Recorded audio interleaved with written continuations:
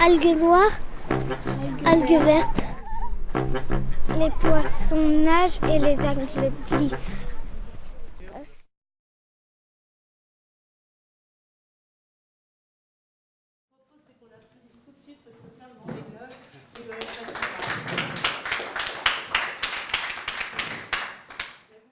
L'homme qui va porter tout le projet. Alors juste pour me présenter en 2 mots, donc Stéphane le dit raison. Moi, j'étais responsable du développement de l'activité des énergies marines renouvelables chez Bureau Veritas.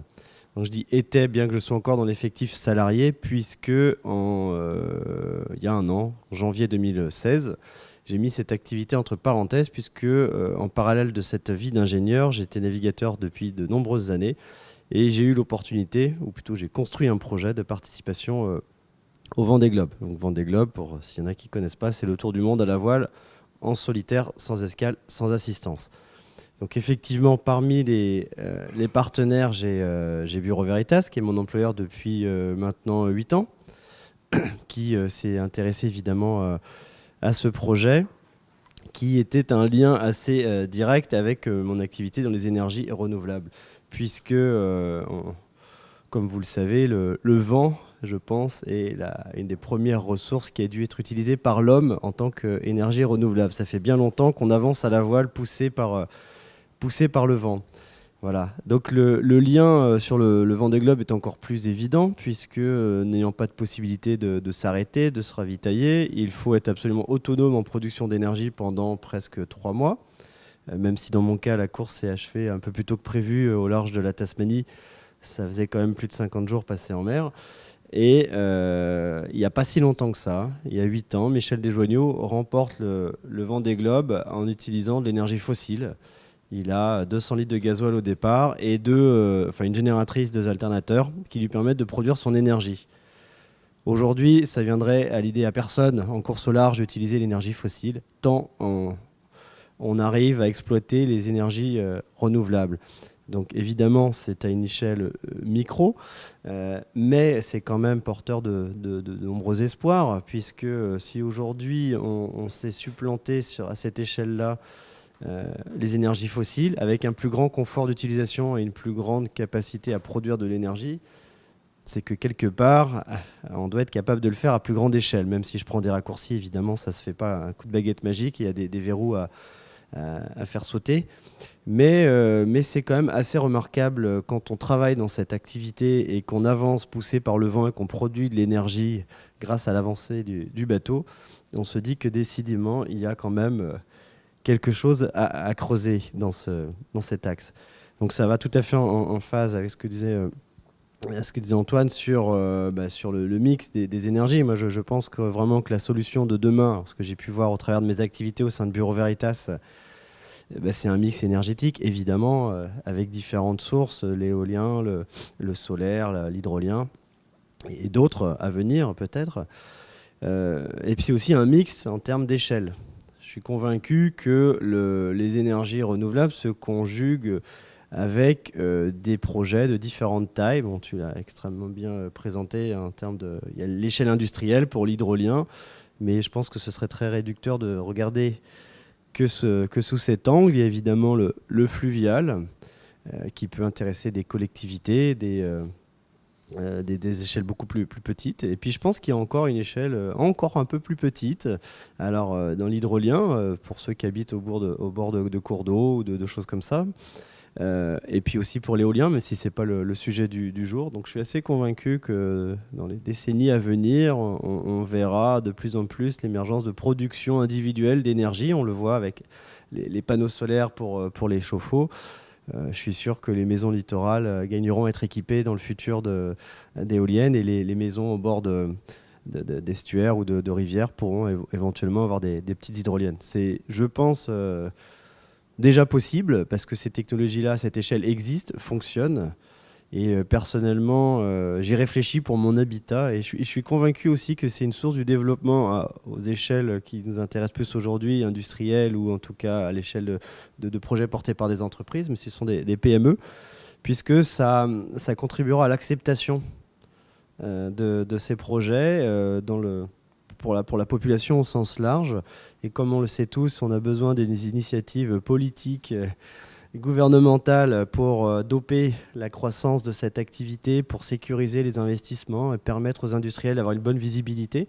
Donc je suis assez convaincu que les énergies des marines renouvelables passent aussi par cette voie. Et comme le disait Brigitte, j'ai tenté de bâtir pour 2014 pour la Route du Rhum, puis pour le Vendée Globe, un projet avec de sponsoring sportif avec des acteurs du monde de l'énergie marine renouvelable, pour permettre à la filière d'avoir une forte visibilité. Alors l'idée, c'est pas forcément de courir sous la bannière de telle ou telle entreprise, de telle ou telle industrie ou de telle ou telle fonction, mais de profiter de la forte exposition médiatique de ces événements pour communiquer justement autour de ces nouvelles énergies. Juste un ou deux chiffres, le Vendée Globe, c'est 1 600 000 personnes qui sont passées au Sable d'Olonne au départ. J'ai plus les statistiques de fréquentation de pages internet, mais c'est en millions et en millions de pages. Et en plus, ces courses véhiculent des valeurs qui sont des valeurs très fortes auprès du grand public. Voilà. Donc j'ai déjà une proposition de certains sponsors pour bâtir un projet sur 4 ans pour être au départ en 2020. Mais au fond de moi, je me dis que je n'arrive pas à signer ce contrat, même si au niveau sportif ce serait intéressant, parce que j'ai ma conviction personnelle, voilà, que j'aimerais utiliser, que ce projet pourrait être utilisé en phase avec mes valeurs, en phase avec mes convictions, pour servir à son échelle à aider un petit peu, à donner de la visibilité et de faciliter aussi l'acceptation de différents projets. Voilà la thématique principale. Donc c'était une petite pause un peu parallèle avec les thématiques du jour, mais je remercie Brigitte de m'avoir invité pour vous glisser quelques mots là-dessus. D'abord,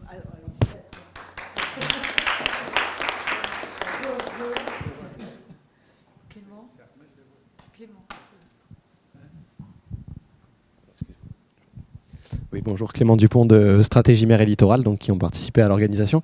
Quelque chose dont on parlait hier, qui est intéressant aussi et qu'on n'a pas souvent l'occasion de voir finalement, c'est cette dualité entre usagers de la mer et promoteurs, ou en tout cas participants à ce mouvement pour les énergies marines renouvelables. Est-ce que tu peux nous en dire un petit peu plus là-dessus, justement, cette vision que tu as des EMR depuis la mer, ce que n'ont pas souvent les gens qui en parlent finalement?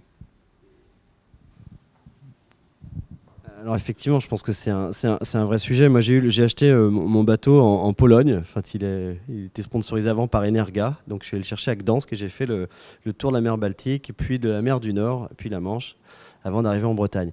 Donc, c'était très intéressant puisque à la fois, j'avais cette activité dans les énergies renouvelables et à la fois, je pouvais, en tant qu'usager, fréquenter des océans jonchés d'éoliennes offshore. Donc, c'était très intéressant de voir en tant que marin l'impact que ça pouvait avoir, une certaine dangerosité pour la navigation dans ces zones-là.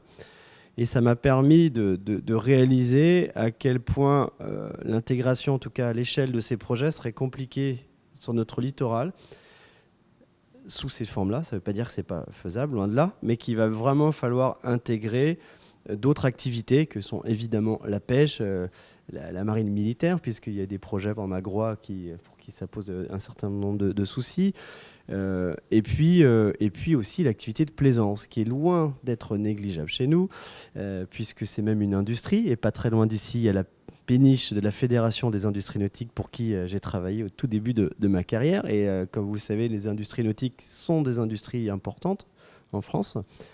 Ça veut dire qu'il va falloir vraiment intégrer aussi tous ces aspects-là pour faire en sorte que tout puisse fonctionner en harmonie. Et on parlait tout à l'heure de l'impact environnemental, mais il y a effectivement aussi cet impact auprès des usagers de la mer, d'où l'intérêt de porter un projet, de profiter d'un projet sportif pour promouvoir la filière et faciliter l'acceptation. Je suis convaincu qu'il y a un gros travail à faire et que l'acceptation conditionne aussi le bon succès de tous ces beaux projets. Simplement, je voudrais que tu nous rappelles quels sont tes sponsors à l'heure actuelle, parce qu'ils sont... D'abord, il y en a qui étaient déjà là pour la Route du Rhum, Il y en a un qui est arrivé récemment, enfin il y en a deux qui sont arrivés récemment, et puis de toute façon, comme tout le monde doit te suivre, autant qu'on sache tout de suite qui ils sont.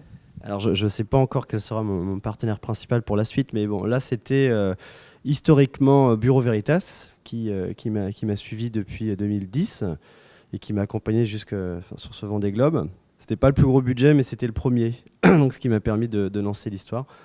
Il y avait la mairie de Boulogne-Billancourt, où j'habite. Donc c'est un peu étonnant pour une ville, mais c'était surtout au travers de valeurs et de dynamisme avec la population, au travers de nombreuses activités que ça se justifiait. Et ça a été extrêmement positif. Il y a XBlue, qui est une entreprise qui a aussi des implications dans les EMR et qui appartient à un groupe qui est propriétaire de navires, par exemple, qui ont été spécialement construits et dédiés à l'implantation de fermes éoliennes offshore. Donc XBlue qui va continuer à me suivre et qui a plein d'idées innovantes pour la suite qu'on aimerait expérimenter sur mon bateau. Voilà. Puis il y a d'autres partenaires qui ne sont pas du milieu maritime que je remercie et avec qui j'aimerais évidemment continuer. Mais encore une fois, j'aimerais préserver ce lien privilégié que j'ai avec les énergies renouvelables et la mer.